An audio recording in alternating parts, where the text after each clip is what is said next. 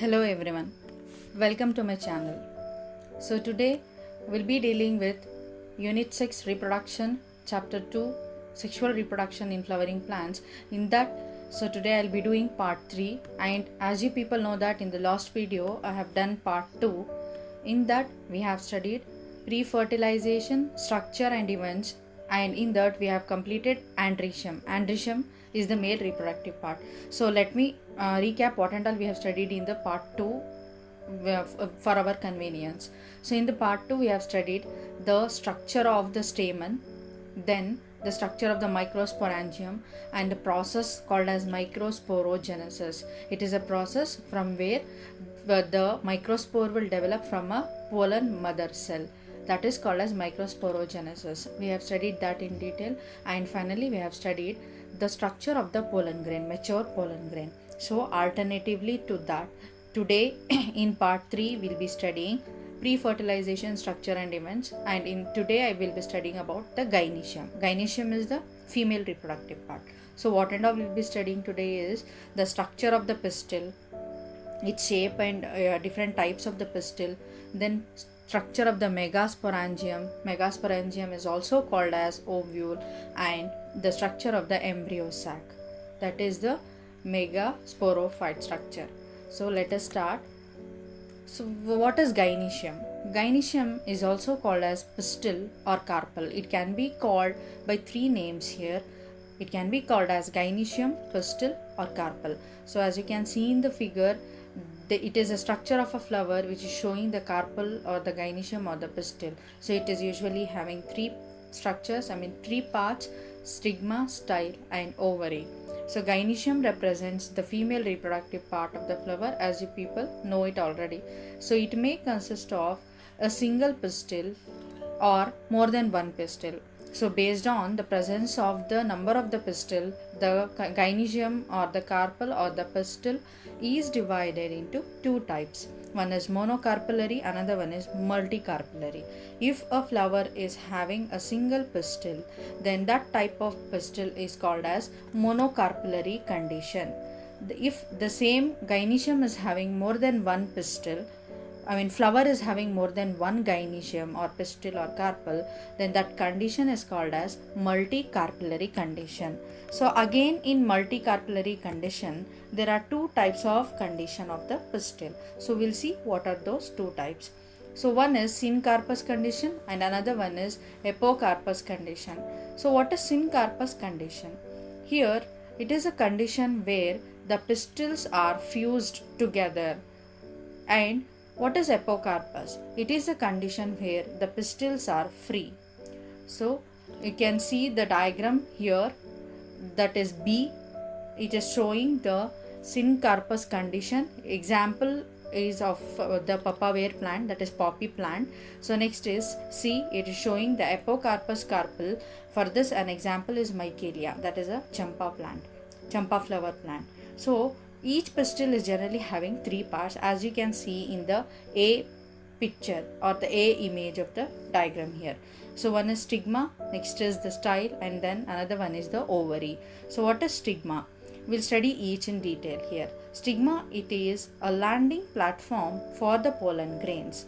So that means it is the platform for the pollen grains to fall on it and then to go inside the style and then finally reach the ovary. So the pollen grains which may fall from the flowers of the same plant or flowers of the different plant will finally land on the stigma and then it reaches the ovary for the process of the reproduction.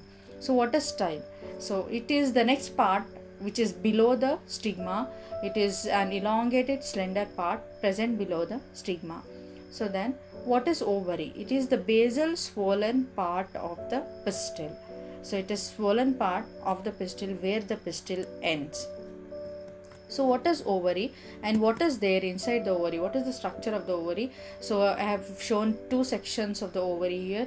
There you can see that inside the ovary there is the ovarian cavity or an empty space inside the ovary, and that space or a cavity is called as locule, in which the placenta is located. Inside the locule you will see the placenta, and from the placenta the structures will arise, and these structures are called as ovules or also called as megasporangium. So the number of the ovules may be one or more than one inside the ovary. So ovary may have one ovule. As you can see in the upper diagram, there is only one ovule, and as you can see in the lower diagram, there are four ovules. So example for one ovule, they have given a plant as wheat, paddy and mango are the examples, and for many ovules, papaya, watermelon and orchid is an example. So this is about the ovary in detail. So ovary will be having a cavity called as locule. Inside the locule you'll have a placenta, and from the placenta the ovules or the megasporangium will arise. So one ovary may have one ovule, or it may have more than one ovule. So we'll study the structure of the ovule, that is the megasporangium, in detail. So what is the ovule? Ovule is a small structure attached to the placenta by means of a stalk called as funicle. As you can see there is a stalk like structure called as funicle. By this stalk, the ovule will attach itself to the placenta. So that stalk is called as funicle. Then there is another structure called as hilum. What is hilum? The junction where the body of the ovule and the funicle fuses is called as the hilum, where the funicle fuses with that of the ovule. So this particular part is called as the hilum. Next comes the integuments. What are the integuments? Each ovule has one or two protective envelopes or the protective coverings called as integuments. So integuments, what are the integuments? This encircle the ovule except at the tip where a small opening called a micropyle is present. So micropyle is an space or an opening, except at this region the integuments have been covering the ovule all over the body except that particular place, and that particular place is called as micropyle. As you can see in the diagram, the upper side there is a space called as micropyle. There the integuments are not being covered, it is stopped there and a space is there. So then next part is chalaza. So what is chalaza? Opposite to the micropylar end is the basal part, and that basal part is called as chalaza. Upper side you'll be having a micropyle, and opposite to that on the lower side at the basal part you'll have a part called as chalaza. The name of that part is chalaza. So enclosed within the integuments, what will be there inside this integuments? I said we'll be having two types of integuments, two integuments, outer integument and inner integument. So enclosed within the outer as well as the inner integuments are a mass of cells called as nucellus, or a tissue-like structure called as nucellus.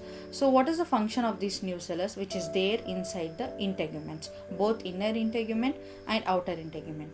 The function of the nucellus or the cells of the nucellus is to store the reserve food material. It contains a reserve food material which is utilized at the time of a need or emergency time. Next, located in the nucellus is the embryo sac, that is the female gametophyte. So finally, the whole thing of this particular part 3 video is the embryo sac, the female gametophyte. So where it is located? It is located in the nucellus. What is the nucellus? It is a cell mass present in the integuments. What are the integuments? These are the coverings of the ovule, outer as well as the inner integument. Now an ovule generally has a single embryo sac formed from a megaspore through a process called as meiosis, and this whole process is called as megasporogenesis. So we'll be studying about megasporogenesis in the next slides. So every ovule will be having a single embryo sac, and one ovary will have many ovules, and each ovule will have one embryo sac or one female gametophyte. So now we'll see the process of the megaspore development or the megaphyte development, female gametophyte development, called as megasporogenesis. So as the name indicates, mega means bigger, sporo means spore, genesis means formation. It is the formation of the bigger spore. Usually in the plants, megaspores are the female spores. Usually the female spores or the gametophytes will be bigger in structure compared to that of the male. In the part 2, we have used the same process as microsporogenesis. Here we are using it as megasporogenesis. It is the formation of the megaspore from the megaspore mother cell, that is MMC. So what is megasporogenesis? It is the formation of the megaspore. A megaspore is formed from a single megaspore mother cell, that is, it is called as MMC. So ovules generally differentiate a single MMC in the micropylar region of the nucellus. So we have studied the structure of the ovule. There I have told you at the upper part there is a micropylar region, and at this region the nucellus, the nucellus region of the micropylar region,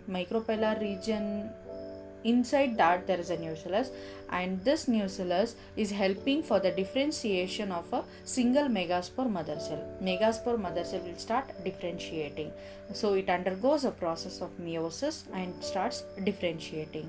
So MMC, what is MMC? It is a large cell containing dense cytoplasm and a prominent nucleus. So the cytoplasm will be thick and the nucleus will be very big and very prominent and very easy to see. It is very bigger to look. Okay, this is MMC. So now what happens is, one megaspore mother cell at the micropylar region will be selected, and that undergoes a process of a meiosis and undergoes a differentiation. So what type of differentiation? It undergo a meiotic division. Meiosis you have studied in the details in your first PUC classes. Now this results, the meiotic division of a single megaspore mother cell will result in the production of the 4 megaspores. So you can see in the picture there. So one megaspore mother cell is undergoing single time meiotic division to give you megaspore dyad. That means 2 megaspore cells, and the megaspore dyad will again undergo a meiotic division, that is meiosis, to give you megaspore tetrad, that is 4 megaspore cells. So now what happens to these 4 megaspore cells? So we'll see that. Here you can see female gametophyte or the embryo sac structure. What is this structure? How actually the female gametophyte will be there? In majority of the flowering plants, what happens is, so I said you in the formation of this one megaspore, megasporogenesis, the 4 megaspore cells are formed, that is megaspore dyad is formed. In this, 3 will degenerate in almost all the flowering plants or the angiosperms, and 1 megaspore will become functional. So this is the one which will actually convert itself into a mature embryo sac or a mature female gametophyte. So other 3, what happens? They degenerate or they degenerate. Next, the functional megaspore develops into the female gametophyte here. The 1 megaspore will become functional and that will develop into a female gametophyte. And how it will develop? This method of embryo sac formation from a single megaspore is termed as monosporic development. Mono means single, sporic means spore. Here a single spore is utilized to form a megaspore. To form a female gametophyte. A single megaspore is converting itself into a mature embryo sac or a mature female gametophyte. So this method of embryo sac formation from a single megaspore is called as monosporic development. So you can see the diagram there. So these are all the stages in the development of the embryo sac. Now we'll see how actually the embryo sac will form. Finally we'll see that. So formation of the embryo sac. So here what happens is, the nucleus of that functional megaspore, what we were telling till now, there will be 1 megaspore.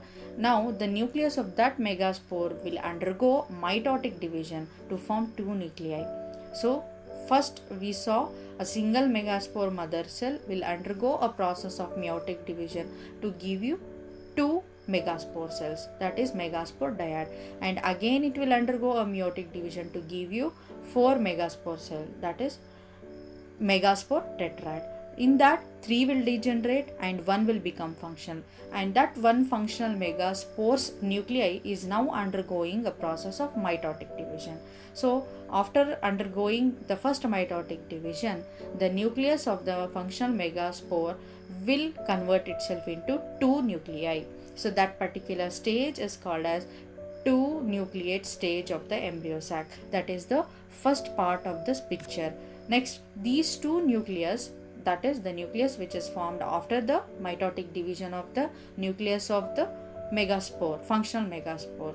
So this two nucleus will move to the opposite pole, that is one on the upper pole and one on the lower pole.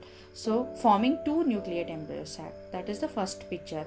Next, the nuclei again will divide into divide by a process of mitosis in 2 times, forming 4 nucleate and 8 nucleate stages respectively. So you can see second diagram is showing you the 4 nucleate cells, nucleate stage of the embryo sac. Then it will again undergo a mitotic division to give you 8 nucleate stage of embryo sac. Then so what happens after the formation of the 8 nucleate stage? So these divisions, what till now what we were talking about, that is 2 nucleate stage, 4 nucleate stage and 8 nucleate stage of stages of the embryo sac are strictly free nuclear. So what is free nuclear? That is only nuclear division is seen and it is not followed immediately by the cell wall formation. So here what happens is only the nucleus will be dividing and there is no cell wall formation. Only karyokinesis is happening and there is no cytokinesis. So what happens to these 8 nucleate stage now? After 8 nucleate stage is formed, then what happens? The cell walls are laid down around the nucleus, leading to the organization of a typical female gametophyte or the embryo sac. Now what happens is after completion of the 8 nucleate stage, at surrounding to the each nuclei, the cell wall is formed now to organize itself into a mature embryo sac. So I said you there were total 8 nuclei. Among that, 6 nuclei are surrounded by the cell wall and organized into a cells. And what happened to the remaining 2 nuclei? These remaining 2 nuclei are called as polar nuclei here and are situated below the egg apparatus in the large central cell. So usually here 3 cells are formed. One is by the 3 nuclei which is on the upper side, the basal side, that is chalazal end, and next there are 3 nuclei so which is on the lower end. Those are called as the antipodals. Sorry, these are called as filiform apparatus. So we'll see how it is organized now. So and the central cell is called as central part is called as central cell here. So how the distribution of the cells takes place within the embryo sac. So here the same structure of the mature embryo sac is inverted. Upper end is on the lower side and lower end, that is chalazal end, is on the upper side. So typically the mature embryo sac will be 8 nucleate and 7 cell stage.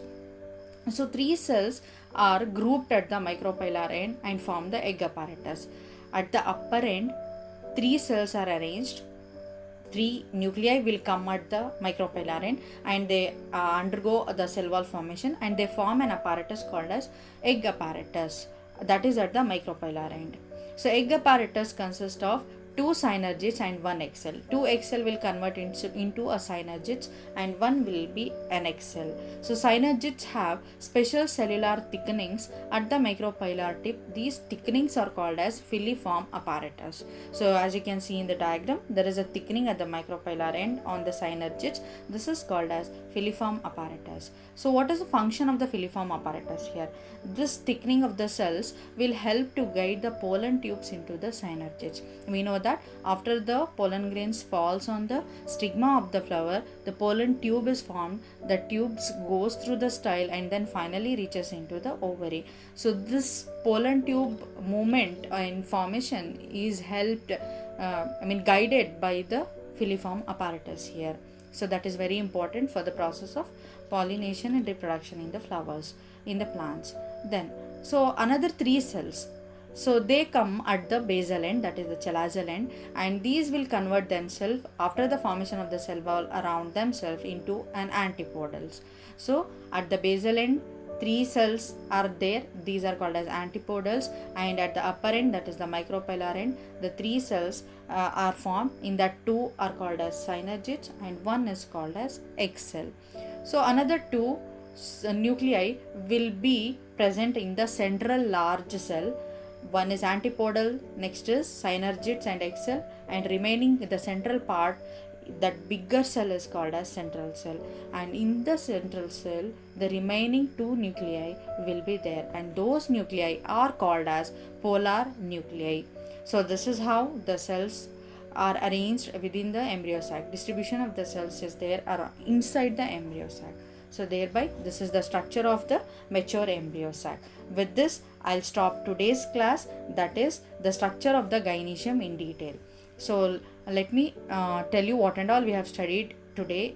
Once again I'll recap the things. So first we have seen the structure of the gynecium, and it consists of two types, that is monocarpellary and multicarpellary condition. And again, what is multicarpellary? It is again divided into two types. One is syncarpus, that is fused carpels; apocarpus, that is free carpels. And what is the pistil? What are the structure and what are the parts of the pistil? That is stigma, style, and the ovary.